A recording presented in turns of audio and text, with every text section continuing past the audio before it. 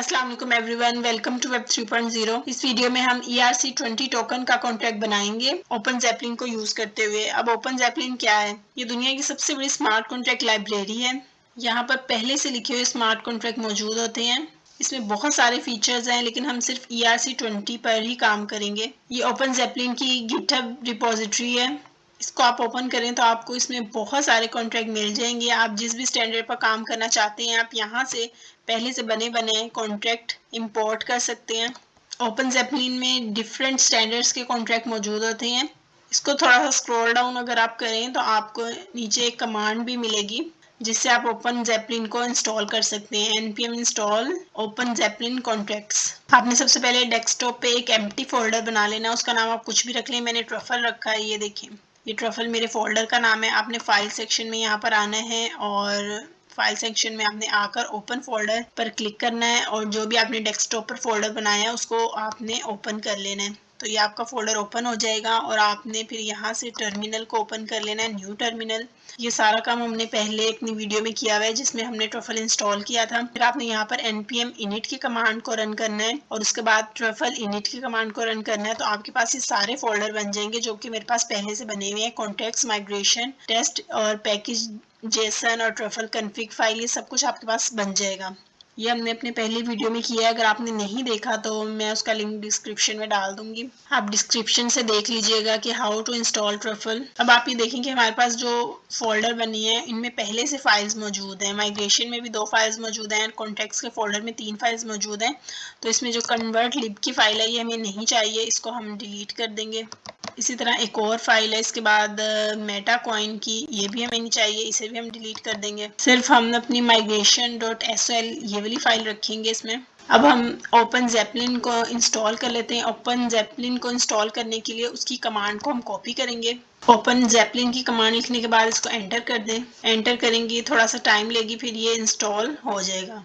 ये देखिए हमारे पास अब नोड मॉड्यूल्स का एक फोल्डर बन गया, जो कि पहले नहीं था। जब हमने ओपन ज़ैपलिन को इंस्टॉल किया तो इसने नोड मॉड्यूल का एक फोल्डर बना दिया है। उसके अंदर ओपन ज़ैपलिन है और इसमें बहुत कुछ आपको मिलेगा, बहुत सारे कॉन्ट्रैक्ट्स हैं। जैसे जैसे हम अपना काम करेंगे तो ये कॉन्ट्रैक्ट हम यूज करेंगे। अब हमने कॉन्ट्रैक्ट्स में जाकर एक नई फाइल बना लेनी है। इसका नाम हम रख लेते हैं token.sol।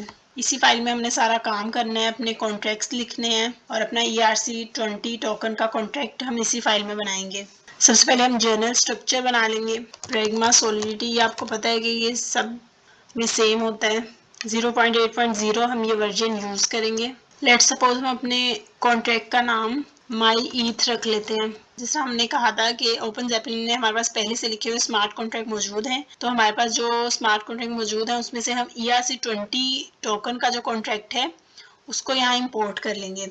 ओपन ज़ैपलिन में हमने जाना है टोकन फोल्डर में, टोकन फोल्डर पर क्लिक किया और इसमें ERC20 टोकन का कॉन्ट्रैक्ट मौजूद है, इस पर क्लिक किया। तो ERC20 टोकन में देखें आपको कितनी सारी यूटिलिटीज है, इसमें एक्सटेंशन है सब। इसमें से हमें ERC20.SOL चाहिए। इसको मैंने ओपन कर लिया है। इसको आप डिटेल में पढ़ सकते हैं। इसमें कॉन्ट्रैक्ट के साथ साथ सारी डिटेल लिखी होती हैं कि ये किस किस तरह वर्क कर रहा है। हमें क्योंकि ERC20.SOL को इंपोर्ट करना है तो हम यहाँ पर लिखेंगे इंपोर्ट, डबल कोट्स लगाएंगे और सेमीकोलन, और डबल कोट्स के अंदर आपने 2 फुल स्टॉप लगाने के बाद एक स्लैश लगाना है। इसका मतलब ये होता है कि हम स्टार्ट में मौजूद है, मतलब जहां से हमने स्टार्ट किया था। कहां से स्टार्ट किया था? नोड मॉड्यूल से। नोड मॉड्यूल्स हमारा पहला फोल्डर है, तो सबसे पहले हम ये 2 फुल स्टॉप लगाने के बाद स्लैश का मतलब ये है कि हम अपने वेरी फर्स्ट फोल्डर पर हैं। तो वेरी फर्स्ट फोल्डर जो हमारा है वो है नोड मॉड्यूल, तो यहाँ पर हम इसका नाम लिख लेंगे। नोड मॉड्यूल्स के बाद हमारे पास जो फोल्डर है उसका नाम है ओपन ज़ैपलिन /कॉन्ट्रैक्ट्स। ये भी आपने इसी तरह से लिखना है जिस तरह से लिखा हुआ है, स्पेलिंग का आपने ध्यान रखना है। ओपन ज़ैपलिन के बाद हमने टोकन फोल्डर को ओपन किया था तो हमने स्लैश लगाकर टोकन /ERC20 का फोल्डर था, ये लिख लेंगे ERC20/ERC20.SOL।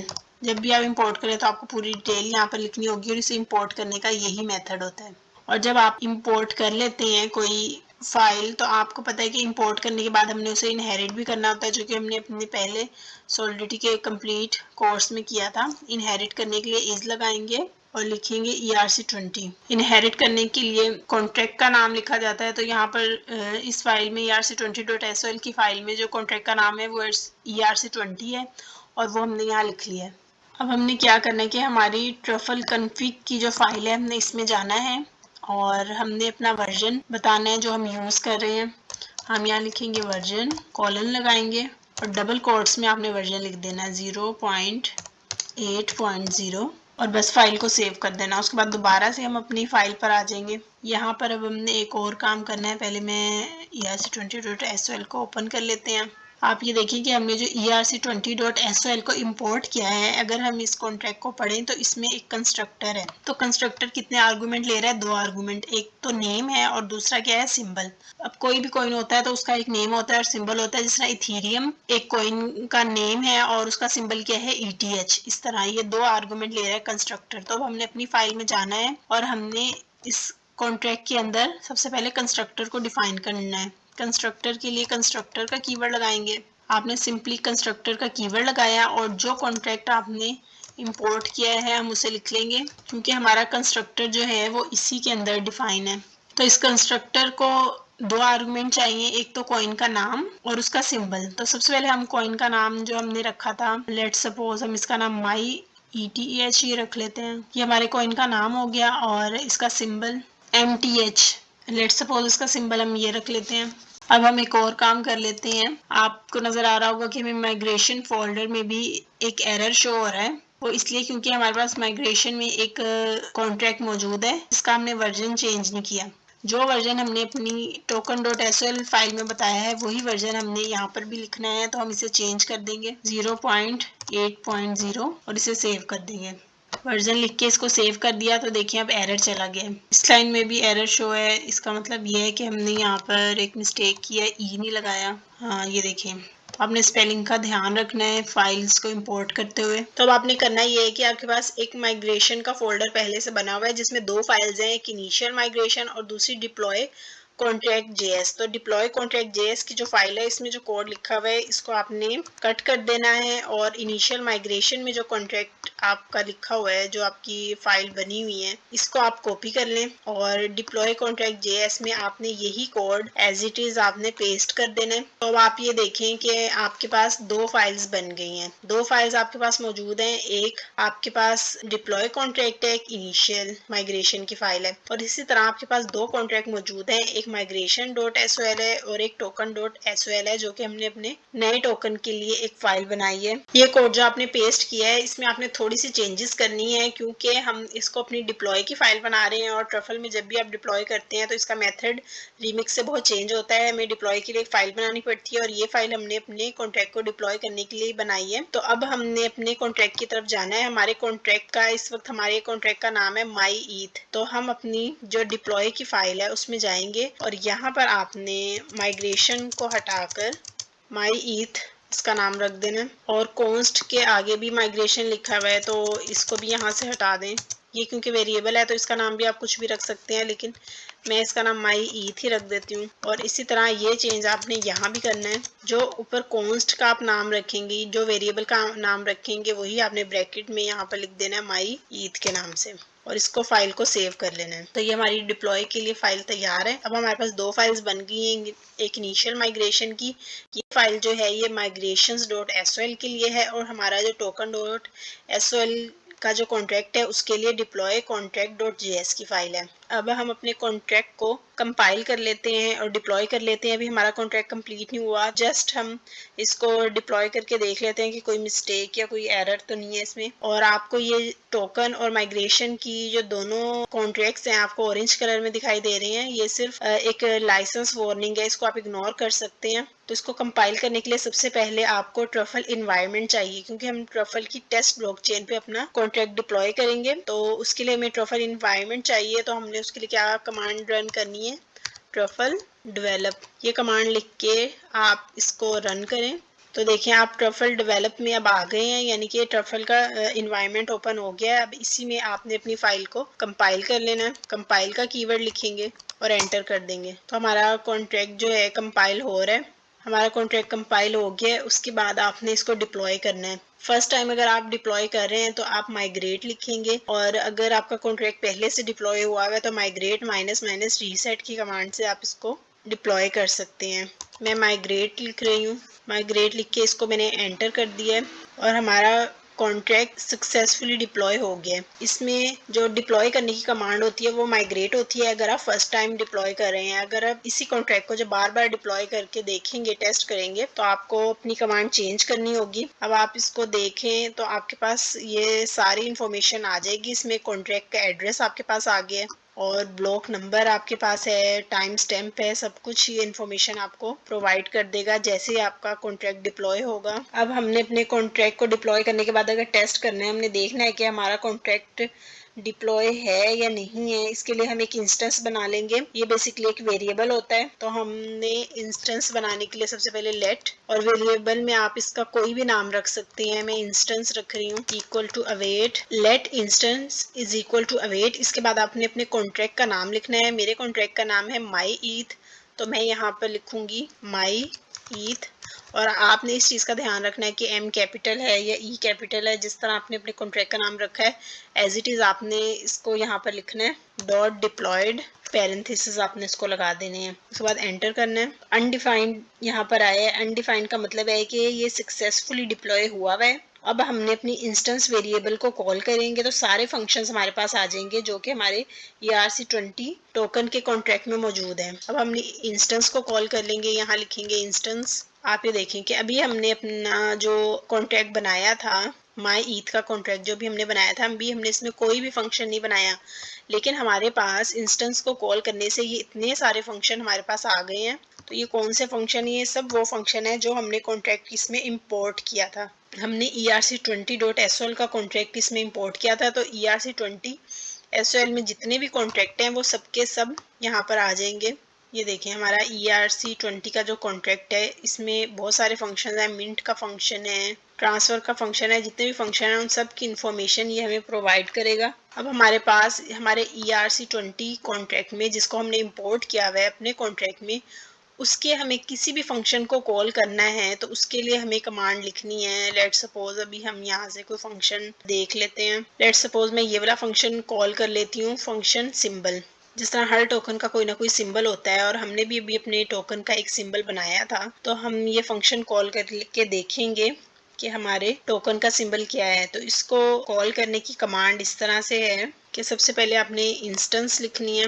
इंस्टेंस डॉट फंक्शन का नेम है सिंबल, फंक्शन का नेम लिखेंगे, पैरेंथेसिस लगाएं और एंटर कर दें। देखिए हमने अपने टोकन में क्या सिंबल रखा था, MTH, और वही इसने हमें रिटर्न कर दिया है MTH। इस तरह अगर आपने किसी भी फंक्शन को कॉल करना हो, इस तरह से आप फंक्शन को कॉल कर सकते हैं। इसी तरह एक और फंक्शन है हमारे ERC20 कॉन्ट्रैक्ट में नेम का। हम नेम के फंक्शन को भी कॉल करके देख लेते हैं। तो आपने यहाँ लिखना है instance dot name.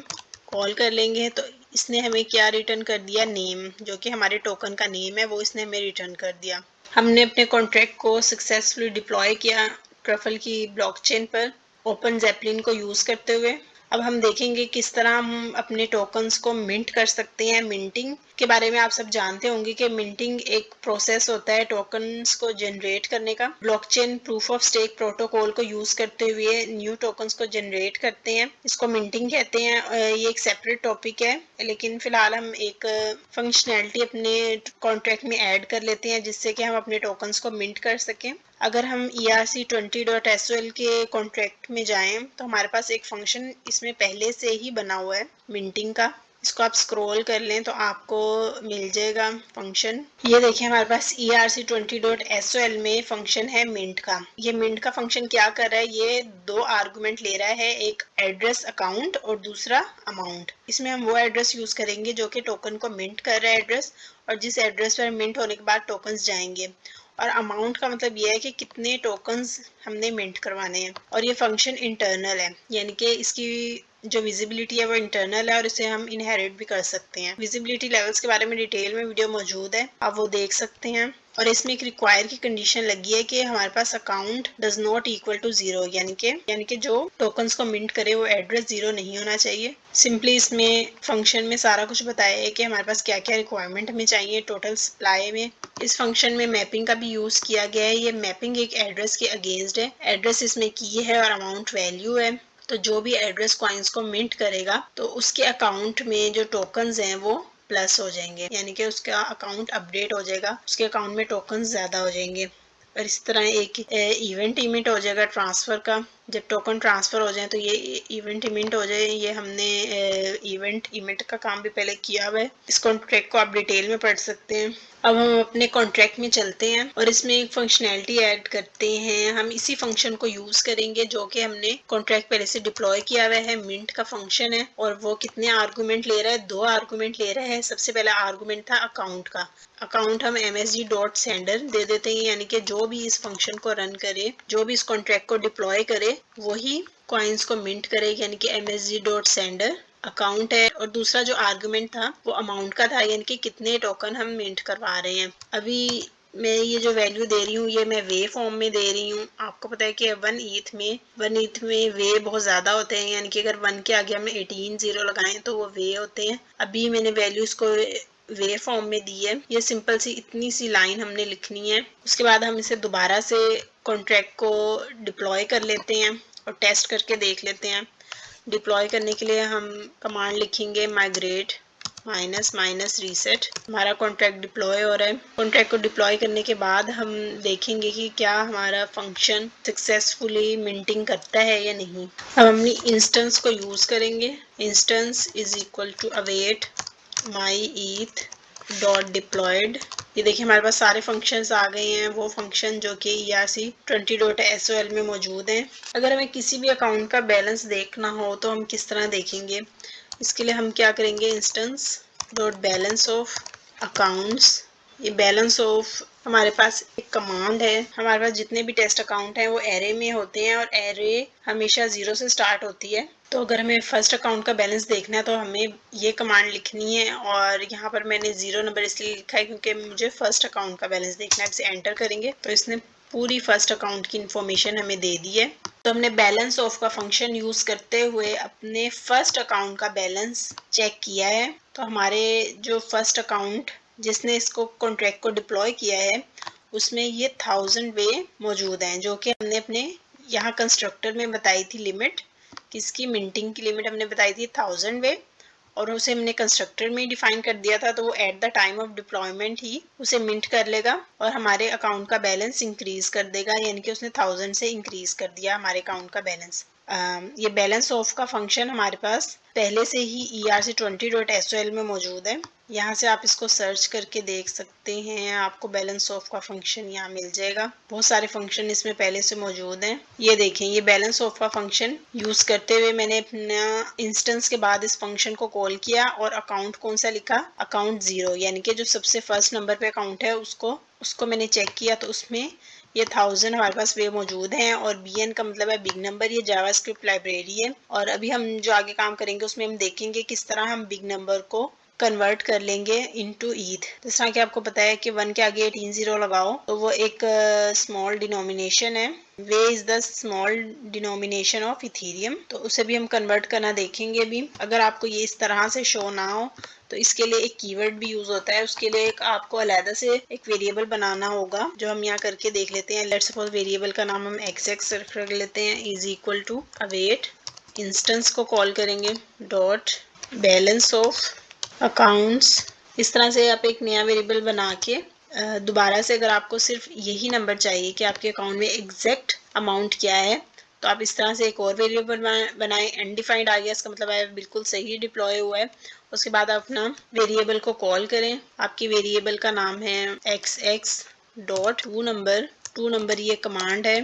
2 number command है जो आपको एग्जैक्ट यही नंबर रिटर्न करेगी। इसे लिखने के बाद आप एंटर कर दें तो आप देखें कि 1000 वे जो कि हमारे फर्स्ट अकाउंट में मौजूद है। इसने एग्जैक्ट वही नंबर हमें दे दिया और 2 नंबर हमने कीवर्ड यूज किया है यहाँ पर। अब हमें ये करना है कि अपने मिंटिंग की फंक्शनैलिटी को हमें लिमिट लगाना है, यानी कि हमें इसे कैप्ड करना है ताकि कोई भी आए और वो जितने मर्जी टोकन चाहे मिंट ना कर सके। एक लिमिट होनी चाहिए कि इतनी लिमिट से ज़्यादा टोकन मिंट ना हो। ओपन जैपलिन को यूज़ करेंगे इसके लिए, और ओपन जैपलिन में एक सेपरेट कॉन्ट्रैक्ट मौजूद है ERC20 कैप्ड के नाम से। ओपन जैपलिन को हम देख लेते हैं। ओपन जैपलिन में एक्सटेंशंस में एक कॉन्ट्रैक्ट मौजूद है, उसका नाम है ERC20 cap.sol। तो इसमें ये एक छोटा सा कॉन्ट्रैक्ट है, इतना बड़ा कॉन्ट्रैक्ट नहीं है। इसमें फंक्शन मौजूद है, मिंट का फंक्शन मौजूद है जो 2 आर्गुमेंट ले रहा है एज इट इज, जो कि पहले भी हमारे पास जो मिंट का फंक्शन था वो भी 2 आर्गुमेंट ले रहा था, लेकिन इसमें डिफरेंस ये है कि ये आर्गुमेंट लेने के साथ साथ ये हमारी मिंटिंग की फंक्शनैलिटी को लिमिट कर रहा है, यानी कि टोटल सप्लाई हमारी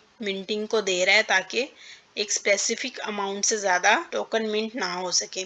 तो इस फंक्शन को हम रीड कर लेते हैं। इसमें एक रिक्वायर की कंडीशन है जो कि ये बता रही है कि ERC20 dot total supply plus amount, यानी कि जो भी टोटल सप्लाई है टोकन्स की उसमें प्लस हम कर दें वो अमाउंट जो हमने मिंट करवानी है, तो वो लेस होनी चाहिए या इक्वल होनी चाहिए किससे? कैप से। कैप का मतलब क्या है? कैप का यहाँ मतलब यहाँ पर है total supply of the token. Cap आप यहाँ पर देख लें कंस्ट्रक्टर में यूज हुआ है eight the time of deploy. जब आप इसे जो भी अमाउंट दे देंगे कि इतना हम अपने टोकन पे कैप लगा रहे हैं, तो उस कैप से लेस होनी चाहिए वो अमाउंट जो कि आप मिंट करवा रहे हैं या इक्वल होनी चाहिए।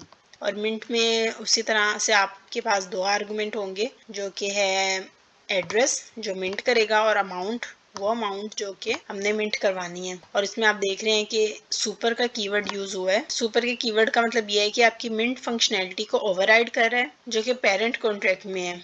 और इस कॉन्ट्रैक्ट को हम अगर डिटेल में रीड करें तो आप ये देखें कि इस कॉन्ट्रैक्ट ने पहले से ही इंपोर्ट किया हुआ है किसको? ERC20.SOL को। उस कॉन्ट्रैक्ट को इंपोर्ट किया हुआ है जिसको हमने अपने माई ईथ के कॉन्ट्रैक्ट में हमने जिसको इंपोर्ट किया था। इस ERC20 cap.SOL ने उस कॉन्ट्रैक्ट को पहले से इंपोर्ट किया हुआ है। तो इसका मतलब ये है कि हमारे पास ERC20 कैप्ड के कॉन्ट्रैक्ट में वो सारे फंक्शन मौजूद होंगे जो कि ERC20 में है, क्योंकि वो इनहेरिटेड है। अब हमने करना ये है कि हमने ERC20 कैप्ड को अब हमने करना ये है कि ERC20 कैप्ड को हम इनहेरिट कर लेंगे, इंपोर्ट कर लेंगे। ERC20 कैप्ड को जब आप इंपोर्ट करेंगे तो हमें ERC20 की जरूरत नहीं रहेगी, क्योंकि ERC20 पहले से उसमें मौजूद है। उस कॉन्ट्रैक्ट ने पहले से ERC20 को इनहेरिट किया हुआ है, इंपोर्ट किया हुआ है। तो हम यहाँ से थोड़ा सा पीछे चले जाएंगे और इसको डिलीट करेंगे और देखेंगे कि हमने किस तरह करना है। नोड मॉड्यूल में ओपन जैपलिन कॉन्ट्रैक्ट्स है, उसके बाद टोकन, उसके बाद हम टोकन फोल्डर में हैं, उसके बाद टोकन के बाद हैं एक्सटेंशंस फोल्डर। तो आपने यहाँ एक्सटेंशंस लिख देना है और एक्सटेंशंस के बाद है ERC20 cap.SOL। और जब आप यहाँ से ये ERC20 cap.SOL को इंपोर्ट कर लेंगे तो आप यहाँ से भी आपने इसको इनहेरिट करना है ERC20 capped। ये हमें एरर दे रहा है क्योंकि टोकन के बाद ERC20 का भी एक फोल्डर है जो कि हमने यहाँ नहीं लिखा। अब हम लिख देते हैं ERC20। देखें एरर चला गया। तो आपने ये ध्यान रखना है कि कौन सा फोल्डर है पहले, उसके बाद कौन सा फोल्डर है। ये सारी सीक्वेंस है जिससे आपने एज इट इज ही लिखना है। तो हमारे पास ERC20 cap.SOL इंपोर्ट हो गया है और इसी तरह हमने इसको यहाँ पर भी इनहेरिट कर लेना है और यहाँ पर हमने उसका कंस्ट्रक्टर लिखना है। कंस्ट्रक्टर में हम पहले चलते हैं कि उसके कंस्ट्रक्टर में क्या है। कंस्ट्रक्टर में बेसिकली उसने एक कैप बताया है। कैप का मतलब ये है कि टोटल सप्लाई क्या है टोकन की। कंस्ट्रक्टर को डिफाइन करना ज़रूरी होता है। अब हम लिख लेंगे ERC20 कैप्ड और इसमें हम लिमिट बता देंगे। जो लिमिट हम इसमें बताएंगे वो हमारी टोटल लिमिट होगी टोकन्स की। उससे ज़्यादा हम टोकन मिंट नहीं करवा सकेंगे। तो इसकी लिमिट हम इस तरह बता देते हैं कि लेट्स सपोज 1000 ईथर जो हैं वो टोटल लिमिट है, इससे ज़्यादा कोई भी मिंट ना करवा सके। तो हमने इसको इस फॉर्म में लिखना है कि 1000 multiply by 10 raise to the power 18। इसका मतलब यह है कि 10 रेज टू द पावर 18 इसके इक्वल होता है 1 ईथ के इक्वल होता है। और उसे जब हम 1000 से मल्टीप्लाई कर दें तो इसका मतलब यह है कि वो 1000 ईथर बनेंगे। कैप हमें वे फॉर्म में बतानी है। इस तरह से हम अपना कंस्ट्रक्टर में लिमिट बता सकते हैं। अगर हम इसे बिल्कुल ही वे फॉर्म में लिखें तो बहुत ज़्यादा ज़ीरो लगाने पड़ेंगे, वो एक ऑथेंटिक मेथड नहीं होता। तो आपने इस तरह से इसको लिखना है। तो यहाँ पर कंस्ट्रक्टर में लिमिट बताने के बाद आपने अपने कॉन्ट्रैक्ट को सेव कर लेना है। और अब हम अपने कॉन्ट्रैक्ट को अगर कंपाइल करें तो हमारे पास एक एरर आएगा। तो पहले हम कंपाइल कर लेते हैं और देखते हैं कि एरर क्या है। ये देखें, इसने हमें एक एरर शो करवा दिया है और हम एरर को पढ़ लेते हैं। वो कह रहा है which means they can not read in the constructor और एनी फंक्शन मॉडिफायर कॉल्ड रोमिट। इसका मतलब ये है कि हमने जो अपनी मिंटिंग है वो कंस्ट्रक्टर के अंदर ही बता दी है, तो वो इसको अब अलाउ नहीं कर रहा। वो ये कह रहा है कि कॉन्ट्रैक्ट को डिप्लॉय करते हुए आप मिंट नहीं कर सकते। इसके लिए आपको फंक्शन बनाना होगा जो कि कंस्ट्रक्टर के बाहर हो। पहले हमने इनसाइड द कंस्ट्रक्टर किया था, लेकिन अब क्योंकि हमने अपने कंस्ट्रक्टर में एक लिमिट भी बता दी है तो अब हम अपनी मिंटिंग को कंस्ट्रक्टर के अंदर नहीं कर सकते। तो हम इसको यहाँ से हटा देंगे और आउटसाइड ऑफ द कंस्ट्रक्टर हम मिंटिंग करवाएंगे। अब हम मिंटिंग का एक फंक्शन बना लेते हैं, फंक्शन का कीवर्ड, और इसका नाम मिंटिंग ही रख लेते हैं। और ये दो आर्गुमेंट लेगा। सबसे पहले की जो डाटा टाइप है वो एड्रेस होगा। लेट्स सपोज वो रिसीवर है, वो रिसीवर जो मिंटिंग के बाद टोकन्स को रिसीव करेगा। और दूसरा है यू इंट 256 अमाउंट, यानी कि कितने टोकन्स हमने मिंट करवाने हैं। इस फंक्शन को हम एक्सटर्नल करेंगे ताकि आउटसाइड ऑफ द कॉन्ट्रैक्ट इसको कॉल किया जाए। उसके बाद हम एज इट इज़ फंक्शन को कॉल कर लेंगे जिसमें दो आर्गुमेंट है, रिसीवर एंड अमाउंट। फाइल को सेव किया। अब हम इसे कंपाइल करके देख लेते हैं। कंपाइल करेंगे, कंपाइल का कीवर्ड लगाया, डिप्लॉय करेंगे माइग्रेट -- रीसेट। तो हमारा कॉन्ट्रैक्ट सक्सेसफुली डिप्लॉय हो गया। अब एक नया वेरिएबल बना लेते हैं जिससे हम किसी भी फंक्शन को कॉल कर सकें। लेट सपोज हम अपने वेरिएबल का नाम ई रख रहे हैं। Let e is equal to await my eth dot diploid.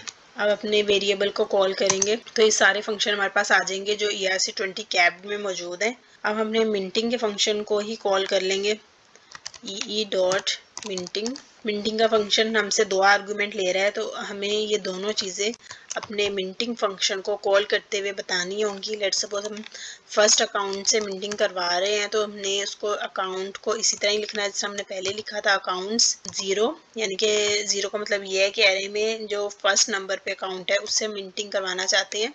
तो हमने रिसीवर की जगह क्या लिख दिया, अकाउंट्स 0, और उसके बाद हमने अपनी अमाउंट बता देनी है। वो अमाउंट जो हम मिंट करवाना चाहते हैं इसे हम स्ट्रिंग फॉर्म में बताएंगे। यहाँ पर टोटल ईथर हम सिर्फ 1000 ही करवा सकते हैं, तो इस लिमिट के अंदर रहते हुए आपने मिंटिंग करवानी है। अगर हम 1000 की जगह 2000 ईथर मिंट करवाएंगे तो वो एरर दे देगा। लेट्स सपोज मैं 1000 वे मिंट करवा लेती हूँ। तो देखिए उसने सक्सेसफुली इसको मिंट कर दिया है। इसमें हमारे पास ट्रांजैक्शन हैश आ गया और सारी इंफॉर्मेशन आपको यहाँ मिल जाएगी। ये फ्रॉम वाला एड्रेस है, यानी कि इस एड्रेस से इस एड्रेस पे ट्रांजैक्शन हुई है 2 और गैस इतनी यूज हुई है। अगर आपने 1000 ईथर मिंट करवाने हैं तो आपने अमाउंट इस तरह लिखनी है कि 1000 लिखने के बाद आपने 18 0 लगाने हैं तो वो आपका मिंट हो जाएगा। अगर आप 1000 के बजाय 2000 लिख के मिंट करेंगे तो वो नहीं होगा क्योंकि हमने अपने कॉन्ट्रैक्ट को मिंटिंग के फंक्शन को कैप लगा दिया है कंस्ट्रक्टर में। तो कैप क्या है, 1000, सिर्फ 1000 टोकन ही मिंट हो सकते हैं, इससे ज़्यादा नहीं हो सकते। इसको हमने एक लिमिट दे दी है। अब हम अपने कॉन्ट्रैक्ट में ऑनेबल के कॉन्ट्रैक्ट को इंपोर्ट करेंगे।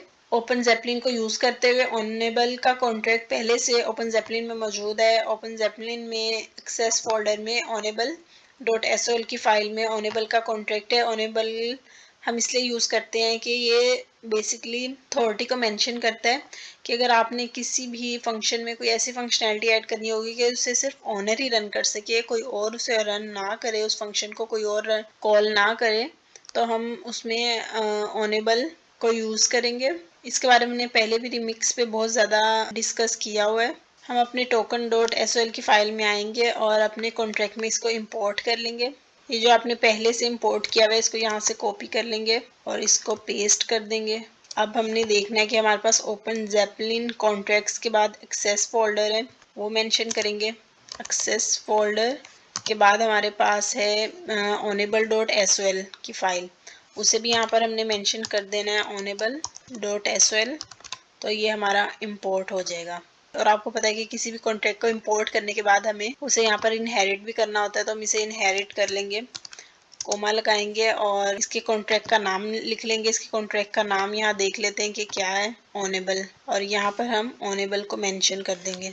जिस तरह से ऑनेबल की फाइल में कॉन्ट्रैक्ट का नेम लिखा हुआ है, जो अल्फाबेट कैपिटल है, आपने उसी तरह से यहाँ मेंशन करना है। अब आपके पास ऑनेबल का कॉन्ट्रैक्ट इंपोर्ट हो गया, तो अगर आपने किसी भी फंक्शन में ये स्पेसिफिक कंडीशन ऐड करनी होगी कि इस फंक्शन को सिर्फ ऑनर ही कॉल करे, तो आप यहाँ पर ऑनेबल का मॉडिफायर यहाँ पर यूज कर सकते हैं। हम ऑनेबल का मॉडिफायर देख लेते हैं। ये देखिए, ऑनेबल का जो मॉडिफायर है वो ओनली ओनर के नाम से है। आपने इसको यहाँ से कॉपी करना है और जिस भी फंक्शन में इसे आप एंटर करना चाहें आप कर सकते हैं। अब हम इसमें एक और फंक्शनैलिटी ऐड करेंगे, बर्निंग की। बर्निंग का मतलब ये होता है कि टोकन्स को रिमूव करना फ्रॉम ओवरऑल सप्लाई से, यानी कि हमारे पास टोकन्स की जितनी भी सप्लाई है उसमें से कुछ क्वांटिटी को बर्न कर देना या रिमूव कर देना, उसे बर्निंग ऑफ कॉइन्स या बर्निंग ऑफ टोकन्स कहते हैं। तो ओपन ज़ैपलिन में पहले से बर्नेबल का कॉन्ट्रैक्ट अवेलेबल है। हम ओपन ज़ैपलिन को यूज करते हुए बर्नेबल का कॉन्ट्रैक्ट इंपोर्ट कर लेंगे।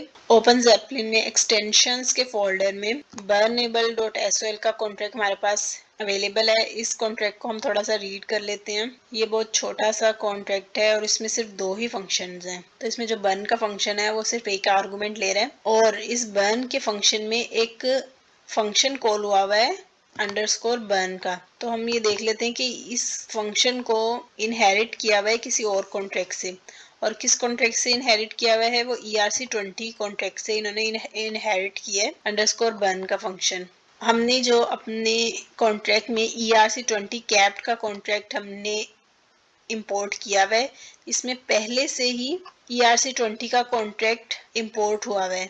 ये देखें, ERC20 कैप का कॉन्ट्रैक्ट जो हमने इंपोर्ट किया था अपने स्मार्ट कॉन्ट्रैक्ट में, उसमें पहले से ही ERC20 मौजूद है। और इसी तरह बर्नेबल का जो कॉन्ट्रैक्ट है उसमें भी ERC20 पहले से इंपोर्ट है। तो अगर अब हम बर्नेबल का कॉन्ट्रैक्ट अगर हम इंपोर्ट करते हैं तो हम नहीं कर सकते, इसलिए नहीं कर सकते क्योंकि हम दोबारा से एक ही कॉन्ट्रैक्ट को बार बार हम इंपोर्ट नहीं कर सकते, क्योंकि हमने ERC20 को पहले से ही ERC20 कैब में पहले से इंपोर्ट किया हुआ है और दोबारा हम इसे बर्नेबल के साथ इंपोर्ट नहीं कर सकते। तो इसका बहुत इजी सोल्यूशन हमारे पास मौजूद है कि हम बर्नेबल का फंक्शन यहाँ से कॉपी करके अपने कॉन्ट्रैक्ट में पेस्ट कर लेंगे।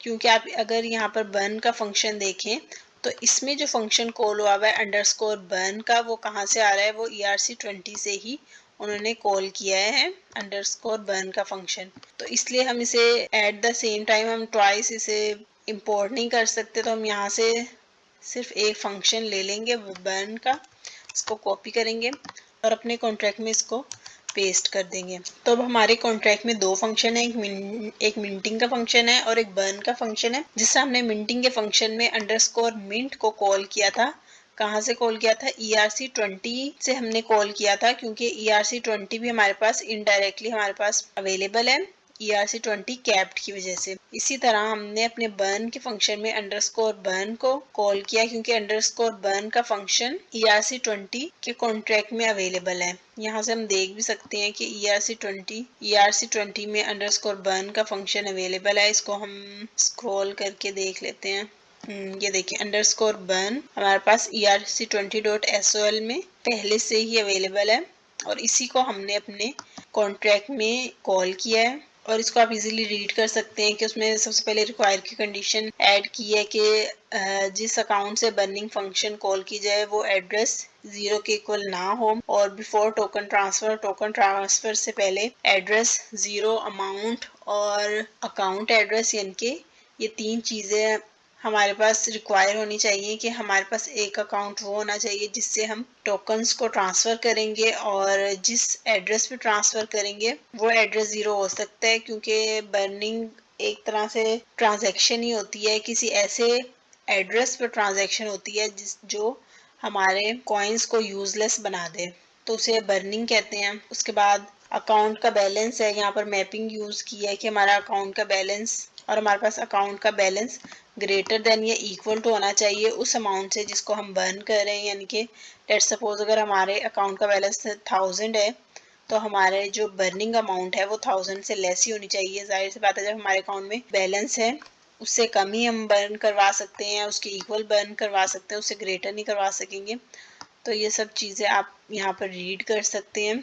और ERC20 से ही अंडरस्कोर बर्न का फंक्शन कॉल किया गया है। अब हम अपने कॉन्ट्रैक्ट को डिप्लॉय कर लेंगे माइग्रेट माइनस माइनस रीसेट से। हमारा कॉन्ट्रैक्ट सक्सेसफुली डिप्लॉय हो गया। उसके बाद हम एक इंस्टेंस क्रिएट कर लेंगे, वेरिएबल का कुछ भी नेम रख लें, let cc is equal to await, और हमारे कॉन्ट्रैक्ट का नाम है myeth डॉट डिप्लॉयड। इसे हम अपने कॉन्ट्रैक्ट को टेस्ट करते हैं। अनडिफाइंड का मतलब है सक्सेसफुली डिप्लॉय हुआ है। वो हमने इंस्टेंस को अगर कॉल कर लें तो हमारे पास सारे फंक्शंस आ जाएंगे जो जो अवेलेबल हैं हमारे इंपोर्ट किए हुए कॉन्ट्रैक्ट्स में। तो अगर हमें बर्निंग की फंक्शनैलिटी को रन करना है, लेट सपोज अगर हम कुछ टोकन्स को बर्न करना चाहते हैं तो हमें सबसे पहले टोकन मिंट करने होंगे, क्योंकि जब हम टोकन्स को मिंट करेंगे वो हमारे अकाउंट में आ जाएंगे, और जो टोकन हमारे अकाउंट में मिंटिंग के बाद आएंगे उन्हीं टोकन्स में से हम बर्निंग कर सकते हैं। तो इसलिए हमें पहले मिंटिंग करनी होगी, फिर बर्निंग करनी होगी। तो सबसे पहले हम मिंट कर लेते हैं। हमारे वेरिएबल का नाम cc था, cc डॉट मिंटिंग। मिंटिंग का फंक्शन 2 आर्गुमेंट ले रहा है, एड्रेस। सबसे पहले हम एड्रेस बता देंगे कि हमारे अकाउंट्स में से जो 0 यानी कि जो पहले नंबर पे अकाउंट है उसको यूज़ करके मिंटिंग कर ले। और लेट्स सपोज हम 1000 वे हम मिंट करवा रहे हैं, इसे एंटर कर देंगे तो हमारे पास सक्सेसफुली ये फंक्शन रन हुआ है और हमने टोकन्स मिंट कर लिए हैं। अब हम बैलेंस चेक कर लेते हैं कि हमारे अकाउंट में कितना बैलेंस है। बैलेंस चेक करने के लिए एक फंक्शन है जो हमारे ERC20 में है, बैलेंस ऑफ का। आपने लिखना है cc डॉट बैलेंस ऑफ, और पैरेंथेसिस में आपने अकाउंट्स बता देना है जिस अकाउंट से हमने मिंटिंग की है उसी का हम बैलेंस चेक कर रहे हैं। हमारे पास एरर आ गया है, एरर देख लेते हैं कि क्या है। एरर ये है कि अकाउंट्स में हमने एस नहीं लगाया। उसको दोबारा से रन कर लेते हैं, cc dot balance of accounts. 0 number पर जो अकाउंट है उसका हमें बैलेंस शो करवा दे, क्योंकि हमने इसी अकाउंट से मिंटिंग की है। ये देखिए हमारे पास अब बैलेंस शो हो गया। हमने जो अकाउंट 0 से यानी कि पहले अकाउंट से जो हमने मिंटिंग की थी उसमें 1000 टोकन्स आ गए हैं। तो अब हमने बैलेंस चेक कर लिया। अब हमने इन्हीं 1000 में से बर्निंग करनी है। लेट्स सपोज हम 1000 में से 500 को बर्न कर देते हैं।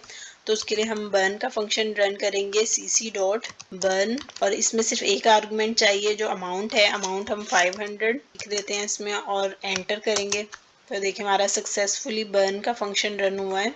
इसको आप डिटेल में देख सकते हैं, इसमें सारी डिटेल्स अवेलेबल हैं। ट्रांजैक्शन हैश है, एड्रेस है, कौन से एड्रेस पे ट्रांजैक्शन हुई है। अब इस फंक्शन को रन करने के बाद हम दोबारा से बैलेंस चेक करेंगे, देखेंगे कि क्या हमारा बैलेंस डिडक्ट हुआ है या नहीं। तो cc dot balance of accounts, ये देखिए हमारे पास पहले बैलेंस 500 था, और जब हमने बर्निंग के बाद अपने बैलेंस को दोबारा से चेक किया, पहले बर्न किया फिर हमने ये बैलेंस चेक की कमांड दोबारा से रन की, तो हमारे पास बैलेंस 500 आ गया। यानी कि जो बर्निंग 500 हो गए हैं कॉइन्स, उसके बाद 500 रिमेनिंग है। तो आपने जितने भी कॉन्ट्रैक्ट इंपोर्ट किए हैं आप उनके फंक्शन यूज कर सकती हैं। ERC20 के कॉन्ट्रैक्ट पे जाएं और इसमें जितने भी फंक्शन है आप इनको कॉल कर सकती हैं। इनको इसी तरह यूज कर सकते हैं जिस तरह कि आप रिमिक्स में मैनुअली फंक्शन लिखते थे। अब आपको इसमें फंक्शंस लिखने की जरूरत नहीं है। ओपन ज़ेपलिन को यूज करते हुए सिर्फ आपको इंपोर्ट करना है और ये काम बहुत ईजी है एज कम्पेयर टू रिमिक्स। इसमें बहुत सारे फंक्शन है, किसी को भी आपने कॉल करना हो तो यही मेथड होता है कॉल करने का। हमारा ERC20 टोकन का कॉन्ट्रैक्ट कंप्लीट हो गया है। अब हम एक और चीज देख लेते हैं जो कि री एंट्रेंसी अटैक। आपने इसका नाम पहले भी सुना होगा, इसको हम डिटेल में डिस्कस कर लेते हैं। री एंट्रेंसी अटैक को समझने के लिए ये एक ब्लॉग है सर्टिक पर। सर्टिक बेसिकली एक स्मार्ट कॉन्ट्रैक्ट ऑडिट प्लेटफॉर्म है। इसका ब्लॉग आप डिटेल में स्टडी कर सकते हैं। री एंट्रेंसी अटैक को समझने के लिए अब हम ओवरव्यू देख लेते हैं कि ये किस तरह काम करते हैं।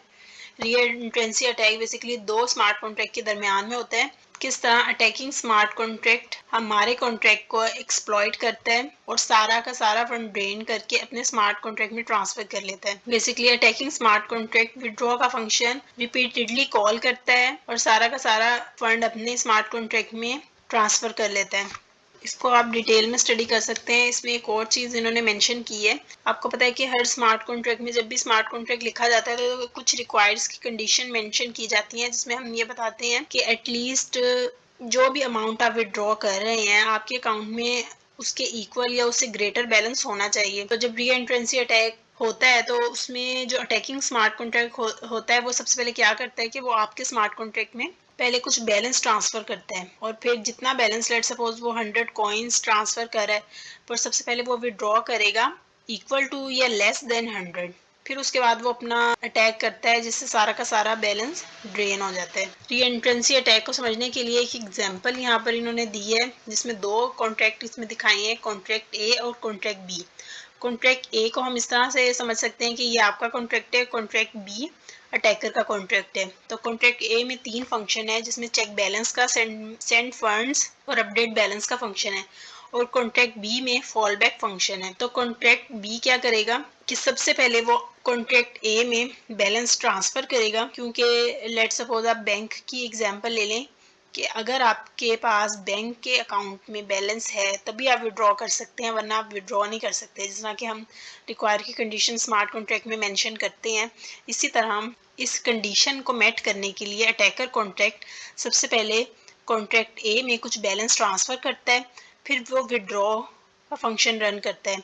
तो विड्रॉ के फंक्शन में होता ये है, लेट सपोज अगर 100 में से कोई 50 कॉइन विड्रॉ करना चाहता है तो 100 में से जब 50 कॉइन विड्रॉ हो जाएंगे तो उसके बाद बैलेंस भी अपडेट होगा, यानी कि रिमेनिंग बैलेंस कितना होगा 50। तो बैलेंस के विड्रॉ होने में और बैलेंस के अपडेट होने में जो टाइम की स्पेस होती है, उसी टाइम की स्पेस में जो कॉन्ट्रैक्ट बी है यानी कि जो अटैकर का कॉन्ट्रैक्ट है वो अपना फॉल बैक फंक्शन रन करता है और रिपीटेडली वो रन करता है, अगेन एंड अगेन रन करता है, और कॉन्ट्रैक्ट ए का सारा बैलेंस वो ट्रांसफ़र कर लेता है अपने कॉन्ट्रैक्ट बी में। और ये इतनी जल्दी होता है कि कॉन्ट्रैक्ट ए को बैलेंस अपडेट करने का टाइम नहीं मिलता, यानी कि बैलेंस के सेंड करने में और बैलेंस के अपडेट करने में जो विंडो क्रिएट होती है सिर्फ उसी विंडो के अंदर फॉल बैक फंक्शन रन होता है और रिपीटेडली विड्रॉ का फंक्शन रन होता है, जिसमें कि कॉन्ट्रैक्ट बी सारा का सारा बैलेंस कॉन्ट्रैक्ट ए का ड्रेन करके कॉन्ट्रैक्ट बी में आ जाता है। तो हमें अपने स्मार्ट कॉन्ट्रैक्ट को किस तरह प्रोटेक्ट करना होगा री एंट्रेंसी अटैक को, इसको हम आगे एक्सप्लेन करेंगे। फॉल बैक फंक्शन किस तरह काम करता है इसको समझने के लिए इसकी डेफिनेशन और कुछ प्रॉपर्टीज यहाँ पर मेंशन है। फॉल बैक फंक्शन सिर्फ तभी एग्जीक्यूट होता है जब दूसरे फंक्शन का आइडेंटिफायर या डाटा मैच ना कर रहा हो उस फंक्शन से जिसको कॉल किया जा रहा है। और इसकी कुछ प्रॉपर्टीज हैं जैसे आप देखें कि हैज़ नो नेम और आर्गूमेंट, इसके फंक्शन में कोई भी आर्गूमेंट पास नहीं किया जाता, यानी कि इसके पास कोई डाटा नहीं होता क्योंकि इसमें कोई आर्गूमेंट नहीं होता। और इसे not mark payable, if it is not mark payable the contract will throw an exception if it receive plain ether without data. वो कह रहे हैं कि अगर इसे पेएबल मार्क ना किया जाए तो ये एक्सेप्शन थ्रो करेगा। कैन नॉट रिटर्न एनीथिंग, ये फंक्शन कुछ रिटर्न नहीं करता। Can be defined once per contract, एक कॉन्ट्रैक्ट में सिर्फ एक ही दफ़ा डिफाइंड होगा। It is executed if the caller meant to call a function that is not available. ये तब एग्जीक्यूट होता है जब कॉलर किसी ऐसे फंक्शन को कॉल करता है जो कि अवेलेबल ना हो। It is mandatory to mark external, ये एक्सटर्नल मार्क होता है। It is limited to 2300 gas when called by another function, so it is so far as to mark this function call as cheap as possible। और इस function को cheap भी किया गया है क्योंकि 2300 गैस कंज्यूम करता है। इस फॉल बैक फंक्शन को समझने के लिए इन्होंने एक छोटा सा स्मार्ट कॉन्ट्रैक्ट भी लिया है, इसमें इन्होंने स्टेट वेरिएबल एक्स डिक्लेयर किया है, उसके बाद मैपिंग का यूज़ किया है। मैपिंग आपको पता है कि की वैल्यू पेयर में डाटा को स्टोर करती है। उसके बाद कंस्ट्रक्टर यूज़ किया है जिसे पब्लिक किया है और एक्स की वैल्यू को 10 कर दिया है, एक्स की वैल्यू को 10 रखा है। उसके बाद एक फंक्शन इन्होंने सेट एक्स का बनाया है जिसमें x is equal to x कर दिया है। उसके बाद इन्होंने मैपिंग का यूज़ करते हुए बैलेंस को इंक्रीज़ कर रहे हैं, यानी कि बैलेंस ऐड हो जाएगा। उसके बाद इन्होंने रिसीवर का यहाँ पर एड्रेस मेंशन कर दिया, यानी कि ये एड्रेस वो होगा जिसमें सारा का सारा बैलेंस आ जाएगा कॉन्ट्रैक्ट ए से। हम अपने स्मार्ट कॉन्ट्रैक्ट को री एंट्रेंसी अटैक से किस तरह प्रोटेक्ट कर सकते हैं, इसके लिए ओपन ज़ेप्लिन में पहले से ही एक स्मार्ट कॉन्ट्रैक्ट बना हुआ है। ओपन ज़ेप्लिन की लाइब्रेरीज में आप जाएं तो एक फ़ोल्डर है सिक्योरिटी के नाम से, और सिक्योरिटी फ़ोल्डर में एक फ़ाइल है reentrancyguard.sol। ये री-एंट्रेंसी गार्ड का कॉन्ट्रैक्ट है जो कि स्मार्ट कॉन्ट्रैक्ट को री एंट्रेंसी अटैक से प्रोटेक्ट करता है। स्मार्ट कॉन्ट्रैक्ट की सारी डिटेल्स इसमें मेंशन है कि ये कॉन्ट्रैक्ट किस तरह काम करता है। इसमें कुछ स्टेट वेरिएबल इन्होंने डिफाइन किए हैं जो कि नोट एंटर और एंटर के नाम से, जिन्हें 1 और 2 की वैल्यू दे दी है, और एक वेरिएबल इन्होंने अंडरस्कोर स्टेटस के नाम से रखा है और कंस्ट्रक्टर में इन्होंने स्टेटस को इक्वल कर दिया है नॉट एंटर्ड के, यानी कि जो पहले रिक्वेस्ट आए विड्रॉ के लिए वो नॉट एंटर्ड होनी चाहिए, यानी कि पहले से वो रिक्वेस्ट ना हो। और उसके बाद मॉडिफायर में उन्होंने दो फंक्शन यूज़ किए हैं, नॉन री एंट्रेंस बिफोर और नॉन री एंट्रेंस आफ्टर। तो हम पहला फंक्शन देख लेते हैं कि नॉन री एंट्रेंस बिफोर क्या करता है। ये इस तरह काम करता है कि इसमें एक रिक्वायर की कंडीशन है जिसमें कि अगर रिक्वेस्ट पहले जनरेट होती है विड्रॉ की, जो पहले रिक्वेस्ट जनरेट होगी वो is not equal to entered, यानी कि वो पहले से रिक्वेस्ट जनरेट नहीं हुई भी होनी चाहिए, उसका स्टेटस एंटर्ड नहीं होना चाहिए। तो जब ये कंडीशन मेट हो जाए तो उसका स्टेटस क्या हो जाए, एंटर्ड हो जाए। और उसके बाद दूसरा फंक्शन ये है कि नॉन री एंट्रेंस आफ्टर, और जब एक विड्रॉ की रिक्वेस्ट जनरेट हो गई है, एक फंक्शन हो गया है कॉल, तो उसके बाद क्या होना चाहिए कि स्टेटस उसका दोबारा से नोट एंटर हो जाए, यानी कि एक जब फंक्शन कंप्लीट हो गया विड्रॉ का तो उस दोबारा से उस फंक्शन का स्टेटस नोट एंटर हो जाए। तो ये इस तरह से प्रोटेक्ट कर रहा है। इसकी डिटेल्स आप पढ़ लेंगे तो आपको बहुत इजीली ये समझ आ जाएगा। बहुत छोटा सा कॉन्ट्रैक्ट है, इसको आपने किस तरह अपने स्मार्ट कॉन्ट्रैक्ट में यूज़ करना है वो मैं आपको बता देती हूँ कि आपने सिंपली इसको इंपोर्ट करना है, जिस तरह कि आपने पहले ERC20 कैप्ड और ऑनेबल के कॉन्ट्रैक्ट को इंपोर्ट किया है, इसी तरह आपने इसका पूरा पाथ यहाँ पर मेंशन कर देना है इंपोर्ट करके, और फिर आपने इसे इनहेरिट करना है जिस तरह ऑनेबल और ERC20 कैप को इनहेरिट किया है। उसके बाद हमने जिस भी फंक्शन में इसको यूज़ करना है हम कर सकते हैं। ज़्यादातर ये विड्रॉ के फंक्शन में यूज़ होता है क्योंकि विड्रॉ के फंक्शन को ही हमने प्रोटेक्ट करना होता है। तो इसे आप जिस तरह हम ऑनेबल के कॉन्ट्रैक्ट का मॉडिफायर यूज़ करते हैं ओनली ओनर, सेम इसी तरह आपने री एंट्रेंसी गार्ड में जाना है और इसका जो मॉडिफायर है उसका नाम है नॉन री एंट्रेंट। इसको यहाँ से कॉपी करना है इस नाम को, और अपने विड्रॉ के फंक्शन में आपने यहाँ पर उसको पेस्ट कर देना है। अभी हमें यहाँ पर इसकी ज़रूरत नहीं है, लेकिन इसका मैंने आपको जो मेथड है वो मेंशन कर दिया है कि आपने इसको किस तरह करना है। सिंपली आपने इसे इंपोर्ट करना है, इनहेरिट करना है, और इसके मॉडिफायर को आप जिस भी फंक्शन को प्रोटेक्ट करना चाहें उस फंक्शन में इसका मॉडिफायर आप यूज़ कर सकते हैं। तो उम्मीद है आपको इस ERC20 टोकन कॉन्ट्रैक्ट की समझ आई होगी। आप अपना टोकन जो भी आपकी रिक्वायरमेंट हो उसके हिसाब से आप बना सकते हैं, क्योंकि आपके पास ओपन ज़ेप्लिन की पूरी लाइब्रेरी है, इसमें बहुत सारे कॉन्ट्रैक्ट हैं, उनको आप देख लें, अपनी रिक्वायरमेंट के हिसाब से अपने कॉन्ट्रैक्ट आप इंपोर्ट करें, अपने फंक्शंस यहाँ मेंशन करें, इसमें कोई लिमिट नहीं है। इसके अलावा और भी कॉन्ट्रैक्ट आपको ओपन ज़ेप्लिन से मिल जाएंगे। तो उम्मीद है आपको ये वीडियो पसंद आई होगी। वीडियो को लाइक करें, चैनल को सब्सक्राइब करें, अपना ख्याल रखें। अल्लाह हाफिज़।